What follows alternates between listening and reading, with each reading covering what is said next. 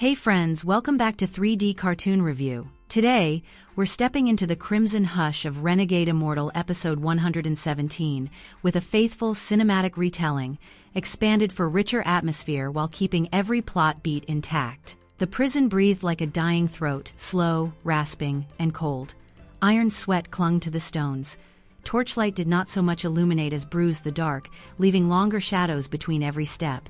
At the corridor's end, Wang Lin followed the old man, surnamed Xu, into a ward whose iron door bore a single character hammered deep enough to last a century. Ting. A well, an abyss that drinks down sound and never gives it back. The hinges complained as old Xu lifted the latch. For 1 month, the old man said, voice dry as salt, you may strike as you please. Even if you take every life in here, no one will object. He looked neither pleased nor cruel, only practical, like a clerk reading the weather. Then he stepped aside. Wang Lin crossed the threshold. The air inside was sour with rust, and the old breath of men who had forgotten their names. Shackles trembled. The first pair of eyes to find him held no speech, only hunger. Then the dark rippled. Several figures detached from the walls, and came at him with the sound a knife makes before it enters meat. Wang Lin did not retreat. His gaze narrowed to a single edge. He said softly, almost courteously, "Come."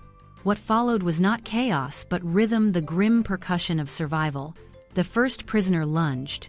The purple-black aura of slaughter spooled out of Wang Lin like a silk thread turned to wire and pierced the man's life. The second came howling and fell. A third tried for the kidneys and got only the extinction finger pressed into the notch behind his ear. His spirit guttered with a sound like a candle pinched between wet fingers. Blood sought pattern across the stone. It found it in crescents and fans. The more Wang Lin moved, the cleaner his motion became, the more present his breath felt in his bones. Each time he cut, he took slaughter aura seized and braided into his own pulse. The men who rushed him were fierce and doomed. If rage were a ladder, they would have climbed out. But this was not a place where ladders were allowed. For 5 days, Wang Lin hunted and was hunted. He was not killing for sport. He was listening for a rule inside the killing, a bone-deep truth with a shape he could wear. He felled more than 500, and still the lock would not turn. When the ward quieted at last, steam unrolled from the stones like old ghosts. Somewhere a chain mourned against a ring. Where am I wrong? He wondered. As if the question had a handle old Xu could grasp, the old man was suddenly there, neither arriving nor departing, simply present. His eyes weighed Wang Lin's exhausted stillness. Your killing heart is insufficient, he said, not unkindly. I can help you grasp the truth, but there is a price. With the slaughter arts you cultivate, you will take the life of the Demon General Shi Jian. In return, I will lead you to a place where one truly cultivates. Wang Lin did not ask for time. He did not haggle. Agreed. Satisfaction flickered through the old man's stillness like a fish through dark water. Good. They left the ward and descended. The prison changed with every flight, iron to stone, stone to bone, bone to something that felt like scar tissue laid across the earth. On the lowest level of Hong Prison, even torches sounded muffled, as if the air were fur. This, old Xu said when their steps ceased to echo, is where the Emperor's sword is nurtured. The slaughter chi here is so fierce it invades the spirit. If your heart wavers, you will not return. The corridor ended at a threshold, like the edge of a blade. The old man spoke a handful of spare syllables, the kind that spend a life well when used, and then vanished. The dark closed behind him as if it had never been cut. Wang Lin breathed once, slow. Then he stepped forward. The world erupted into a sea of blood. It rose in sheets and curtains, in whispers and roars, in colors no painter would admit to owning. The first silhouettes assembled out of red vapor and hurtled at him 10, then 20, then 100, every voice braided into one command from a mouth the size of the sky. Kill, kill, kill! Wang Lin moved like a verdict delivered without hatred. Extinction finger, teak dir chi, fell upon throats and knotted backs and temples, and souls went out. Demon transforming finger, hua ma chi, clawed the life from bodies that still thought they had a chance to stand. Each form fell, and rose and fell again, faces blank as stones in a riverbed, as though the world had become a wheel, and he was condemned to turn it. At Tenjiang, the blood fog clung like damp cloth. At 50, it grew a grain to it heavy as sand, slow as syrup.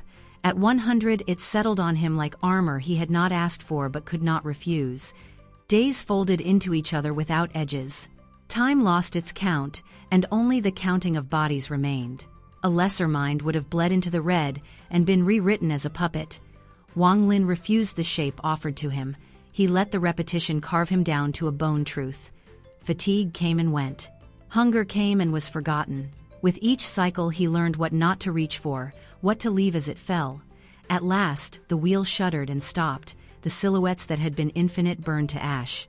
Only two remained standing, Wang Lin and a black-haired youth facing him from across a floor that pulsed like a wound trying to close. The realization did not come like a lantern slowly brightened. It came like a knife-tearing canvas to reveal the day on the other side. He laughed, not wildly, but with the relief of a man who has finally heard the hidden note in a song he has played all his life. "Use the thought of slaughter to seize a life," he said, and the blood sea trembled. "Refine vital essence into a brand of joy. Take life into death. Take death into life, the immortal law of slaughter." The 5 original strands of slaughter chi he carried answered like wolves to their names.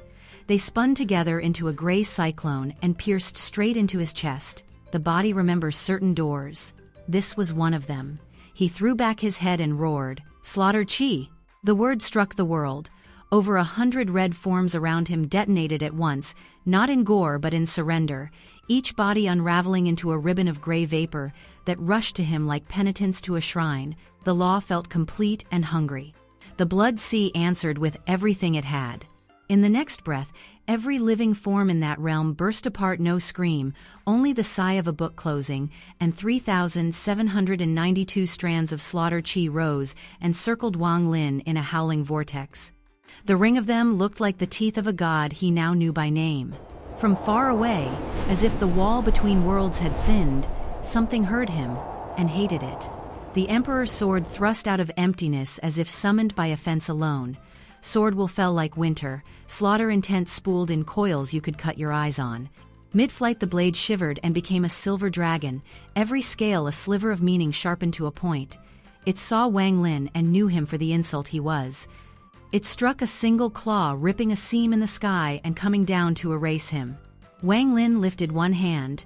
The 3,792 strands knit to his will, blooming outward into 10,000 blades that rose in a shrieking cloud and met the claw. The impact hammered the world. A lesser mind might have mistaken it for dying. The dragon's talon reeled back, not broken but denied. The dragon's answer was rage. Its throat brightened, and a swordlight poured forth pure white, so sharp it seemed to subtract the idea of edge from everything else. Such a line could carve a mountain hollow and leave the stone confused about where it had gone. Wang Lin did not greet it with pride. He moved. He became lightning, arrowing toward the exit he had marked before the first breath of battle. Behind him, the 3,792 strands obeyed again, compressing into layered shields that skinned his body thin as mica, countless as scales, each etched with a whisper of the slaughter law. The swordlight hit. Boom, boom, boom, boom. Each plate detonated in sequence, eating the force and handing its teeth to the next plate down the line. The recoil threw Wang Lin forward like a stone from a sling. He cut the air, tore through the spatial gate, and vanished a heartbeat before the dragon's light took the shape where his throat had been. Target lost. The silver dragon turned its fury outward. It ripped the Hong prison like cloth, surged through bedrock, and howled into the sky above Heaven Demon City, where every roof learned to tremble at the same time. Sword intent scoured the heavens. The night looked flayed. Doors slammed. Lamps shook. People who had once thought themselves brave remembered grandmothers and hid behind pillars. Demon marshals and demon generals stared upward with the children of their former certainties dying in their eyes. In the imperial quarter, courtiers forgot their careful faces and looked like men again. In one high hall, Mo Lehi narrowed his gaze, listening with the bones. Could it be, he breathed, that the Emperor's sword is aiming at Wang Lin? Elsewhere, a hidden hatch sighed open, and Wang Lin slipped from the dark into darker. Old Xu moved ahead of him like the idea of a path rather than a man walking one.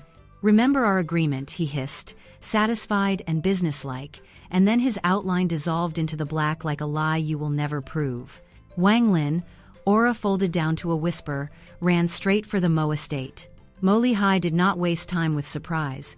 He felt the shape of the danger and opened the earth. With one decisive gesture, he pressed Wang Lin into a subterranean cultivation chamber and wrapped him in a cocoon of demonic power so tight the wind forgot how to pronounce his name. Above them, the silver dragon raged in useless circles. The city learned the rhythm of fear. Wang Lin did not meditate in the usual sense. He hid within the heaven-defying bead, where time feels like a different instrument and the body's anger unknots. He sat like a seed under frost and let breath count him instead of the other way around.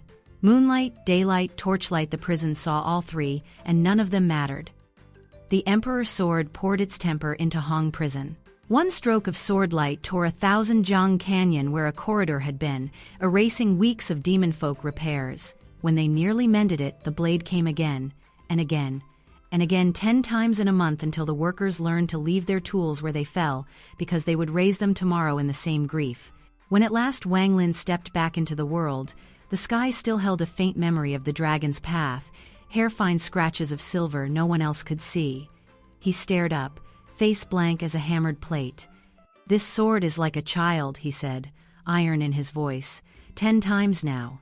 In the Mo estate, behind layered seals run like stitches, Mo Lehi received him in a room designed for secrets. They sat face to face across a low table that had heard more oaths than wine. For a moment, neither spoke. Then, something shifted in the demon's gaze, curiosity melting into surprise. At this range, where men smell of their own thoughts, even he could not sense a trace of Wang Lin's aura. The man before him might have been a painting hung in air. "Impressive," Mo Lehi said, voice low. "You have grown again," while the city shouted at the sky. They spoke of damage and debt, of the Demon General Assembly coalescing like a storm on a map. Mo Lehi probed with humor, leaned on a knife's back testing for weight, for edge. Wang Lin answered with stone.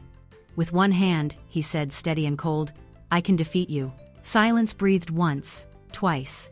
Then Mo Lehi's laughter rolled through the chamber, real, warm, startling in a room that remembered fear. He was not insulted, he was pleased. A commander knows the price of good iron.